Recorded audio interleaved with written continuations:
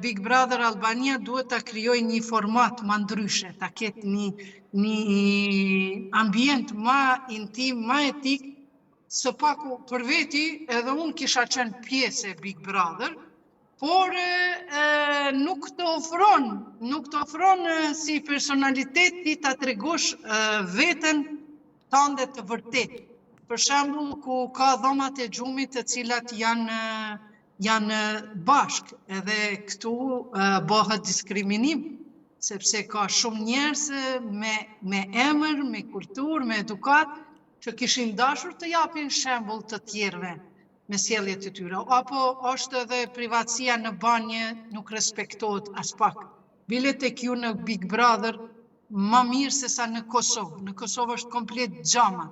Kështu që pse jo, mund të mundohet nëse Big Brother e merr pak një imazh më të bukur, më me vlera etiko-morale, aty mund të jenë pjesë edhe njerëzit e elitave, edhe njerëzit e muzikës, edhe do t'ishte konflikti më i madh në aspektin pozitiv për me ardhur një vërtet, sepse njerëzit janë vërtet kanë virtyte, kanë margaritar, kanë vlera, përveç asaj që kanë edhe vese të këqija. Prandaj mendoj se Big Brother duhet të jetë pak më i drejtë me gjithë popullatën, jo vetëm me VIP personat të cilët i mban aty. Kjo ishte vendimi im. Çfarë do bëje nëse vitin tjetër që vjen një nga autorët e emisionit të edicionit të spektaklit Big Brother Albania ju dërgon një ftesë për të qenë pjesë e edicionit të ardhshëm? Si do ishte përgjigjja juaj? Përgjigjja ime do të ishte pozitive, se jo. Mirë po normal, gjerisa ata nuk premtojnë vetëm këto dy gjëra, pra të ketë intimitet, të ketë pra në banjo dhe në dhomën e gjumit. Sepse këto janë gjërat që vërtet tregojnë antivlerë. Sepse veshja nuk na bën njeri, por na tregon kush jemi.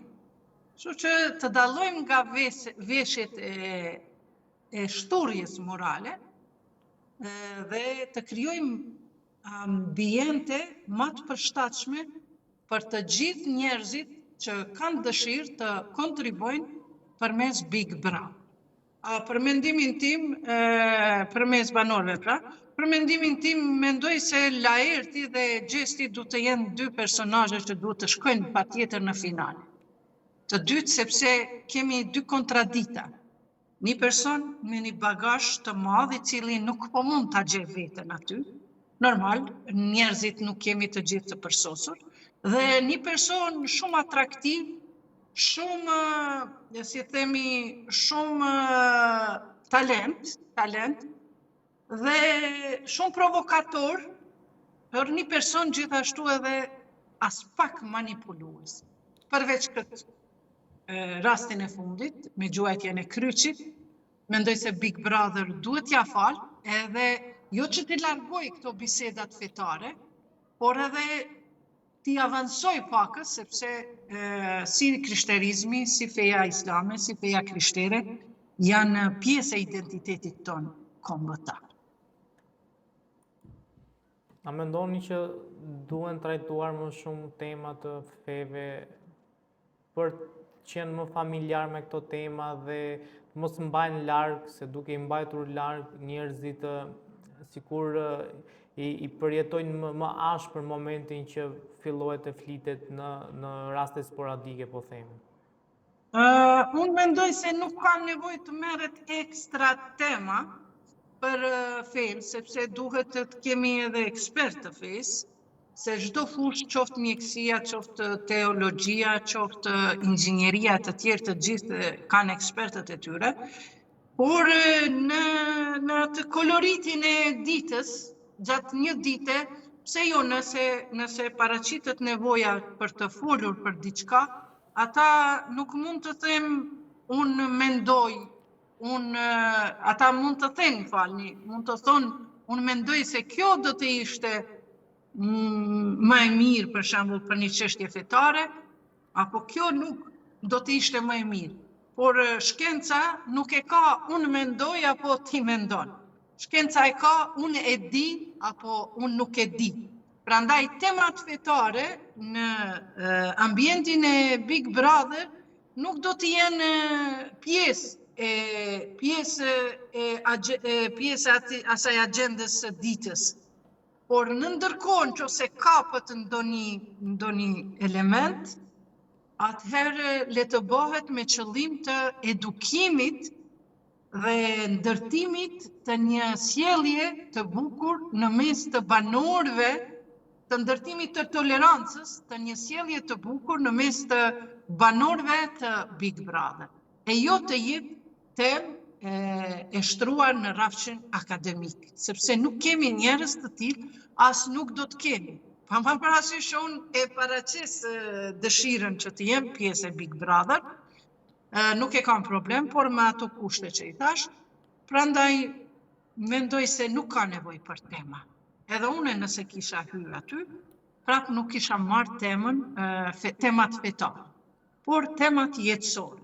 Sot njerëzit nuk kanë nevojë më të mësohen se si mirët abdesi, por sot rinia jon ka nevojë të stimulohet si ta mbroj veten nga padrejtësitë, nga korrupsioni, nga shprehnimet e ndryshme që i bëhen të rinjeve duke ja marrë të drejtën e lirisë normale.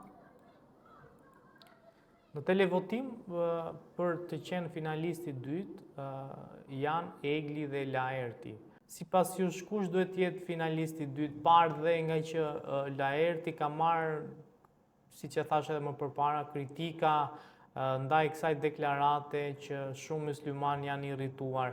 A mendoni që kjo do jetë pengesë për Laertin për të shkuar në finale?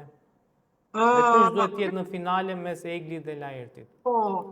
Për Eglin nuk kam as shumë mendim që ajo mund të arrijë në finale. Për mendimin tem duhet të jenë dy konkurrentë shumë të fortë, dhe të jetë pra Laerti dhe Gjesti, të dytë.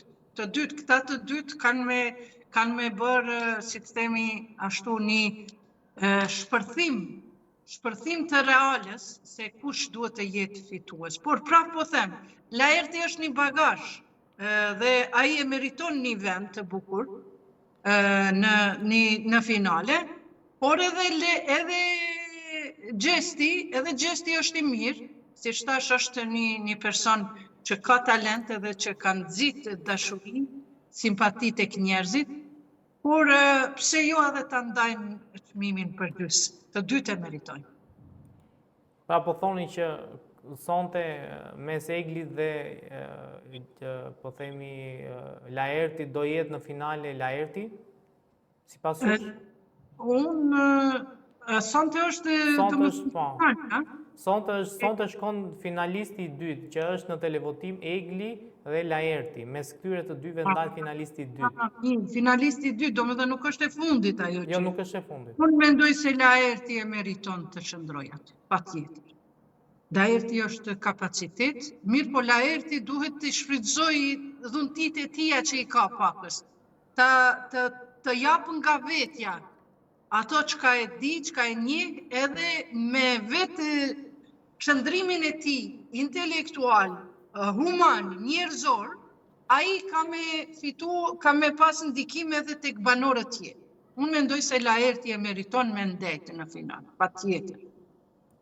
Nuk duhet të ndikoj kjo fjala Allahu Ekber, sepse Allahu Ekber e ka thënë nga informata, dhe Laerti këto nuk e ka thënë nga islamofobia, se bile ai duhet të jetë me prejardhje muslimane, pa marrë parasysh nuk e gjykoj tani çfarë beson e çfarë feje është apo nuk ka fe, nuk më intereson ajo. Por nuk është islamofob Laerti. Laerti ka tregu një realitet që shumë njerëz e dim, po e mbajmë në heshtje. Apo ata personat si Gjesti e kanë qitë në path, këto duke mos e ditur se ka keq përdor fjalën Allahu Ekber. Shumë faleminderit për kohën dhe të uroj punë të mbarë. Faleminderit edhe juve, mirupafshim. Faleminderit shumë.